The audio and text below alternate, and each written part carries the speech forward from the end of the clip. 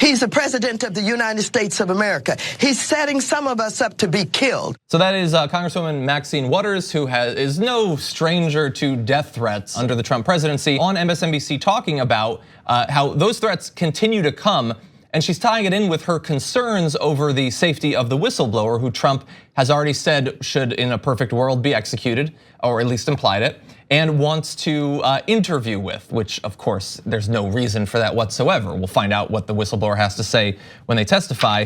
What do you think about these threats?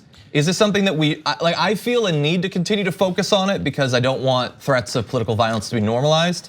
But we do know that it's been going on for a long time. Yes, Trump is intentionally doing this to inspire people to threaten his political opponents as a way to distract, but he's kind of a sociopath. And so he has no actual concern for people's well-being. Yeah. And this is part of the strategy. Yeah, and look, the threats haven't stopped Maxine Waters, but hypothetically for some people, I'd be concerned if you were threatening my family with death. For some of his critics, it might actually cause them to stop pushing back against him.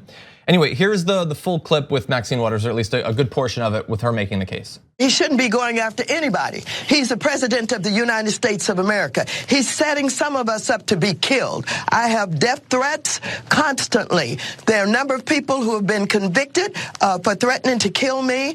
And when he does that, he's dog whistling to the white supremacists, the KKK, and the dangerous people. And we have stories about many of those white supremacists who do nothing but practice how they're going to be involved in a civil war and fight against this government. And this president is irresponsible in so many ways. Aside from making us a target of these white supremacists and those who would kill us in a civil war, some of us will be the first to be killed. Yeah, and look, we broke down earlier this week. He was talking about the coup, and he tweeted the Pastor Jeffress, who's talked about like a final solution against Jewish people and stuff like that.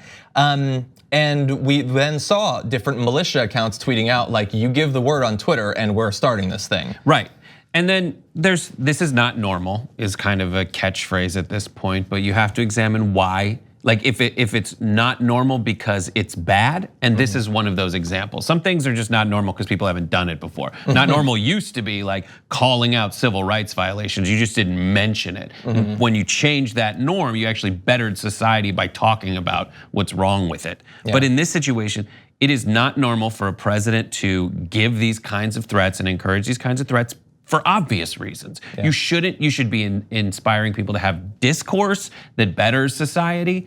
But in this situation, he is saying things that intentionally cause folks to be afraid of violence and is actually inspiring people to commit violence. Yeah, and in terms of the normalization, I tweeted, what in the past 3 years has been normalized that you wouldn't have expected? And people had a long list of replies. And some of them, by the way, I didn't expect were positive. Things that have now been, they're considered just normal, that would have been considered too radical left in the past or something like that. And so that's good.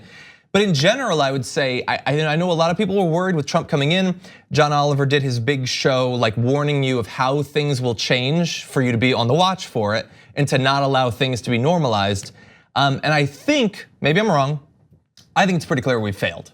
I think that so much that Trump has done has been normalized and will be used by politicians in the future. And I find that to be a scary prospect. And you can't, the difference is Fox News. The difference is a party, like there's a fundamental underpinning of media and journalism that is liberal, because it is just opening discourse and calling out corruption and calling out terrible stuff. And that's part of liberalism as classically defined. But in this situation, you have someone masquerading as journalists who has no qualms about literally just repeating party lines, word for word, over and over again. And that's the firewall. But it is breaking because you also have like Andrew Napolitano, Shep Smith, and Chris Wallace calling this out on a daily basis. That is the thing that is so impressive and should be called out. And surprising. For more political news, breakdowns, interviews, stories of activism, and me trying my hardest to care about the occasional big celebrity news story, subscribe to our YouTube channel at youtube.com/The Damage Report. And you can ring the bell wherever it is so you don't miss anything.